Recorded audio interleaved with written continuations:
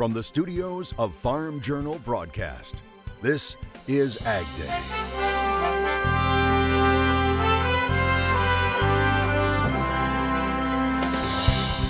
Coming up on Ag Day. War on biofuels and agriculture must end.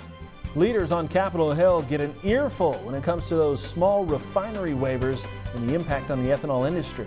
We're in the heat of harvest in Indiana, and we'll show you how some of the late planted crops fared this year. And snow and extreme cold add to the harvest struggles in farm country. Ag Day, presented by the Chevy Silverado and the all-new Silverado HD, the strongest, most advanced family of Silverados ever. Good morning, I'm Clinton Griffiths. An Arctic blast is hitting portions of the plains and Midwest with temperatures plunging up to 40 degrees below average. This cold air blast is also bringing snow with it. Definitely not what farmers want to see right now. This photo shared by Nick Ehlers of Tipton, Iowa. The crop still out in the field, and much of the same situation in Johnson County, Iowa, near Iowa City. The snow looking kind of pretty there, but again, hoping the corn can remain standing. Meteorologist Cindy Clausen joining us now. Cindy, this cold blast is going to be sticking around for a while. Yeah, at least for much of the Midwest. Take a look at the temperatures that we're expecting this afternoon and how cold it's expecting to be in the 20s, 30s, and even into the lower 40s. A pretty quick temperature rise on the other side of the front where they're still dealing with 60s and 70s. And with the cold air comes snow. Look at the estimate of the snowfall we are expecting. Now this is through 7 o'clock tonight. You can see a lot of that snow is in Nebraska, starting to head into Iowa, and then we're going to see that moving in through Thursday. We're going to be seeing snow into parts of Missouri and Iowa, and then stretching in to eastern Iowa and then to Illinois as we get in through our Friday. There is 7 a.m. Friday. You could see some heavy snow as that low pressure continues to pivot right over here in northwestern Illinois. And then the snow continues up into much of Michigan as we get into the day on Friday. And with that cold, we have some winds whipping as well, especially in the plain states. And as that low moves to the east, you'll start to see that moving to the southeast and then eventually in towards the Corn Belt area as well. I'll have a lot more on your forecast coming up in just a few minutes. Clinton? Cold and snow making another pass through the country this week, but according to the latest winter outlook from NOAA, most of the country is expected to be warmer than average this season. The first thing you might notice about the NOAA winter outlook is that there is absolutely no blue on the map, no below normal temperatures. Does that mean we're going to have a year without winter? And the answer is absolutely not. USDA meteorologist Brad Rippey asserting winter will make an appearance.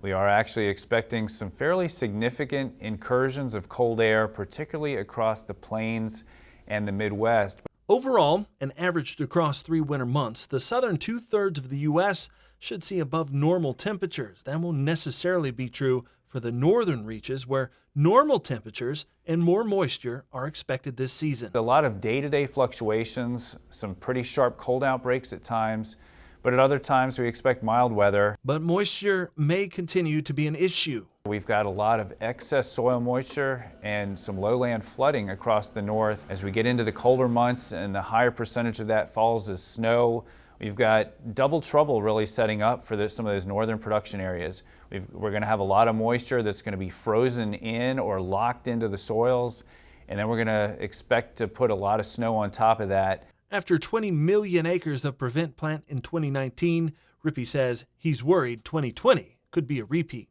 I'll go out on a bit of a limb here and say that we do expect to see some big trouble with spring field work in states like the Dakotas and on into the upper Midwest due to the excess soil moisture this fall and the expected heavy snow coming for this winter. Now, the biggest predictor of winter weather may be the lack of a predictor. Again, we don't have El Nino or La Nina to talk about this winter. We've got a neutral oceanic condition in the Pacific. And so a lot of the forecasts may be driven by other factors that we don't normally consider and are a little bit less predictable. The NOAA's Climate Prediction Center updates the 3-month outlook each month. The next update will be available November 21st. And the weather could play a big factor when it comes to California's wildfires.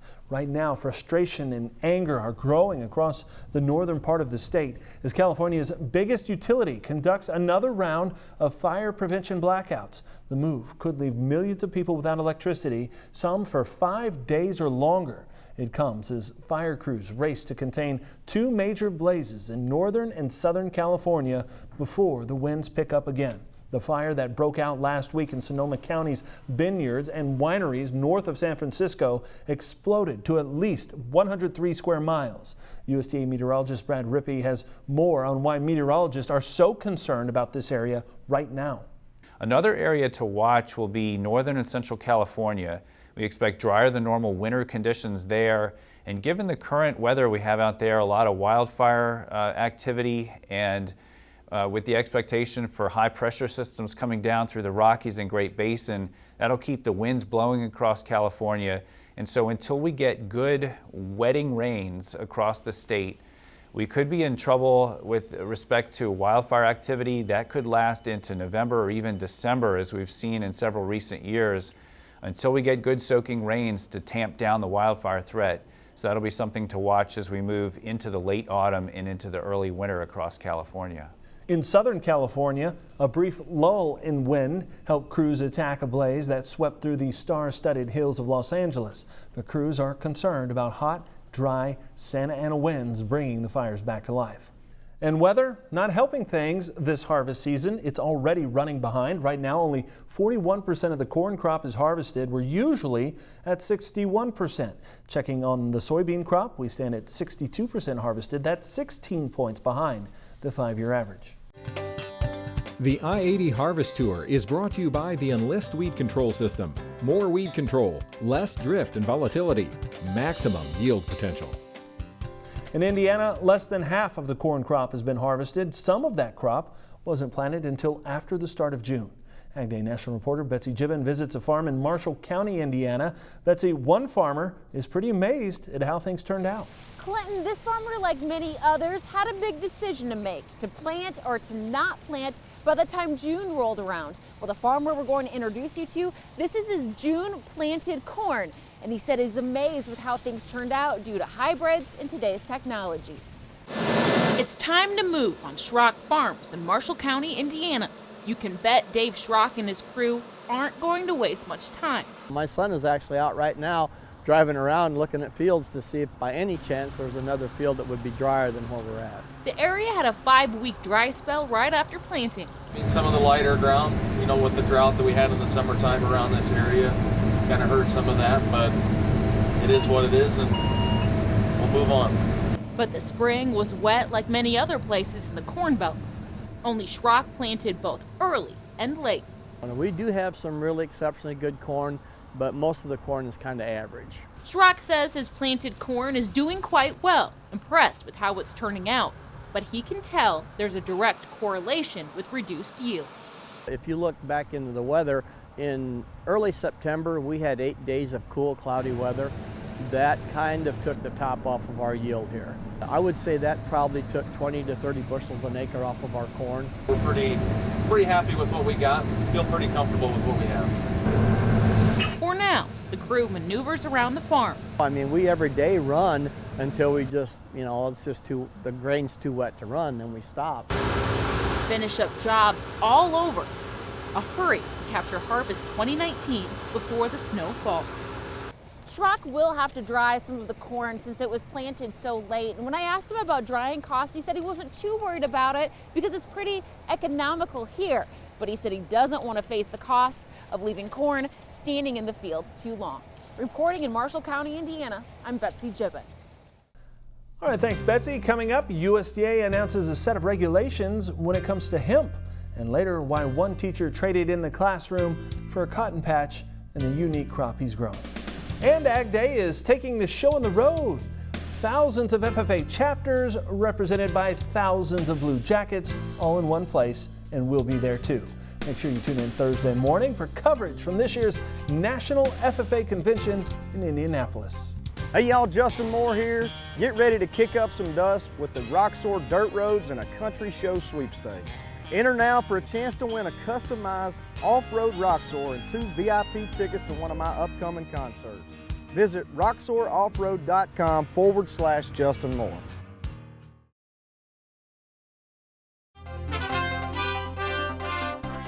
USDA is releasing new rules around industrial hemp. These are the regulations the industry hopes will clear up a patchwork of rules across the country. USDA officials saying an interim rule will be published in the Federal Register later this week. That's when it will become effective. The rule will clear up information on THC testing, procedures for disposing hemp, and requirements for licensing. Now, officials say the USDA rules only apply to states and tribes that have authorized production of hemp within their borders. Most states have approved hemp production. Farmers and that are growing hemp can follow the same procedure as corn or soybean farmers to be able to certify their acres at the local FSA office. And so it won't necessarily be a new system as far as the USDA expectation. After it's published in the Federal Register, there will be a 60-day public comment period. Members of a House Commerce subcommittee getting an earful from the ethanol industry about those small refinery ethanol blending waivers. The hearing, called by two House Democrats, no members of the Trump administration took part in giving testimony, but leaders from the Renewable Fuels Association and ethanol producers sure had a lot to say, especially when it came to the EPA granting those recent small refinery waivers and its plan to recalculate blending requirements based on past Department of Energy recommendations on those waivers, not the EPA's actual decisions on them. Now, one panel member reporting 19 ethanol plants have been forced to idle or close since the spring of 2018 due to weak or negative margins. The bait and switch employed by EPA in this latest proposal does not ensure that the statutory volume for conventional biofuels will be enforced in 2020 or beyond, and we think it is likely the 2020 requirement for conventional biofuels could again be eroded to less than 15 billion gallons. In short, EPA's proposal will not bring idle plants back online, and it won't put furloughed workers back to work. EPA Director Andrew Wheeler has tried to reassure biofuel groups and others that they will get their full allotment of ethanol blending next year. All right, still ahead, Cindy will have more on the cold weather gripping the Midwest. And later, it's not your typical cotton variety, but it is the real deal. The many uses for this kind of cotton in the country. Hey y'all, Justin Moore here. Get ready to kick up some dust with the Rocksor Dirt Roads and a Country Show sweepstakes. Enter now for a chance to win a customized off-road Rocksor and 2 VIP tickets to one of my upcoming concerts. Visit rocksoroffroad.com/Justin Moore.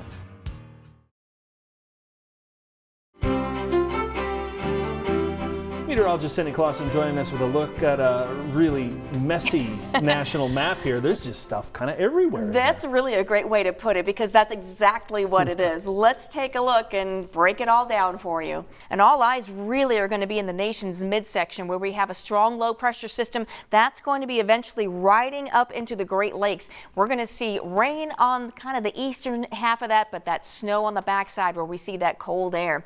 Now, first the low is going to slip a little bit further to the southeast, and you've got rain all along that front into parts of the Corn Belt and on into the northeastern United States. Southeast going to get a fair amount of rain, but it's the very back side of that where those temperatures are cold enough. So as we get through the day, we're looking at that snow moving to Missouri, Iowa, parts of Illinois, and then as we get into tonight, we still see that really concentrating in Illinois as we start to see that low continue to move on off to the east. High pressure dominating out west, so we're looking at that dry conditions there, but it's really the eastern, especially half of the country where we see that wet weather. And through the day on Thursday, that snow continuing in Illinois. The low starts to move up towards New York, and then eventually that will move into southeastern Canada. Past 24 hours shows the bulk of the wet weather has been in the southeastern quarter of the country. Most of that rain, but you could see it spread into the northeast, and wow, look at that as we see a lot of precipitation. Again, some of this on the backside in the form of snow. And as far as the past 24 hours, a lot of that has been in the Rockies, but notice as we push further to the east, we start to see that moving through much of the Midwest and into the Great Lakes and then on into southeastern Canada as well. Temperatures, as we mentioned, very, very chilly on the backside of this front, with highs in the 20s and 30s in many locations. Real close to the front, it's more so 40s, but that's a big temperature difference between St. Louis and Memphis. They're not all that far apart.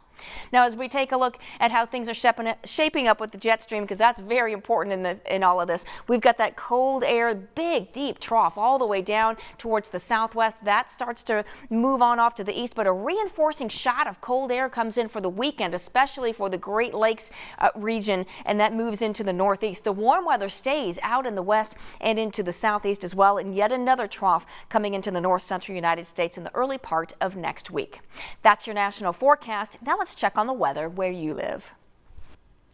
Lyman, Wyoming, sunny and cold for you today, but warmer than yesterday, high of 21 degrees. Then Eddyville, Iowa, rain and snow, all snow tonight, high of 37.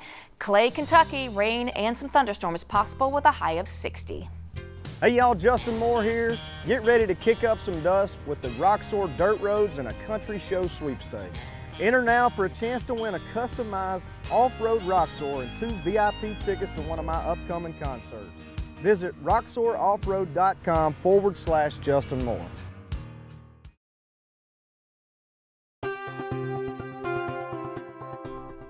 From our partners at Farm Journal's Pork, new research into the risk of African swine fever for American farmers. As we first reported Tuesday, research from the University of Minnesota College of Veterinary Medicine says the risk of ASF entering the U.S. hog population has nearly doubled in the last year. They believe there's a high probability the virus has already made its way to a major U.S. hub via smuggled pork products. Now, the U.S. pork industry knows the importance of keeping it off American shores, and that starts with people traveling abroad. I think one of the most important things that we can do is be aware of the risk that we take when we travel to other countries and we come back to the United States. We need to make sure that we're not bringing back any pork or pork products. If we visit farms in an ASF infected country, we need to make sure that we preferably don't bring those clothes back to the United States, or if we do, that those clothes have been washed and cleaned before we come back. So far, there have been no reports of any outbreaks here in the U.S. Amazon says it will soon be delivering grocery products within a 2-hour window. It will be available to all Prime members living in the 2,000 areas eligible for service.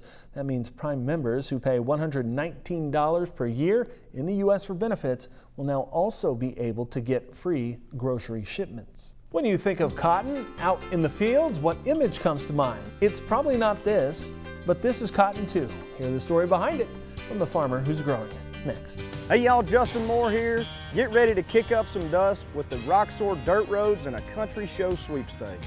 Enter now for a chance to win a customized off-road Roxor and 2 VIP tickets to one of my upcoming concerts. Visit roxoroffroad.com/Justin Moore.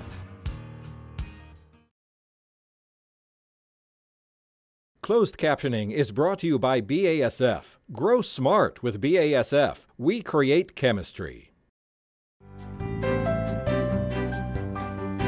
Many cotton farmers are in the fields starting to harvest with big mechanical pickers, but there's one North Louisiana farmer who's picking by hand. As This Week in Louisiana Agriculture's Tammy Arender tells us, the cotton he's picking is not what you'd expect to find. They're starting to fall out of the bowl. Anthony Lionel Mullins traded the classroom for a cotton patch. He's a retired school teacher from Webster Parish. Each year at school, we would talk about different Louisiana products. Aren't they pretty? And they're all brown. And one student stumbled across something called Louisiana brown cotton. So Mullins ordered some seed from a company in Virginia. It was pretty interesting that it was a Louisiana original thing that they were selling from Virginia or wherever it was. Bleeds the green into the fiber. And it's not just brown cotton he grows on this little spot in Sarepta. There's green and other colors too, all picked by hand. It's a hobby for me. It's fun to do. Mullins bought a miniature hand-fed gin to separate the seed from the fiber. It's not like the big gin. It takes about 4 pounds of picked cotton to make 1 pound of gin cotton because most of the weight is in seed. Little naked seed or what you want to keep to plant next year. The advantage of growing the pigmented cotton is making textiles and fabrics without the use of dyes. It's just a natural, it has no chemicals put on it. We don't put any chemicals on the cotton like a white cotton would. It's hand-picked, so it's cleaner. For this accidental farmer, it's as much about preserving a part of history as it is growing the crop. It keeps part of the Louisiana culture alive. The green, this is some of the green seed, and the brown cotton. I mean, I was a cotton soybean farm girl growing up in Madison Parish, but all we had was the white gold. In Webster Parish, I'm Tammy Arender for This Week in Louisiana Agriculture. All right, thanks, Tammy. Mullins has sold his cotton to people all over the world, and we thank This Week in Louisiana Agriculture for that report. That's all the time we have this morning. We're sure glad you tuned in. For all of us here at AgDay, I'm Clinton Griffiths. Have a great day.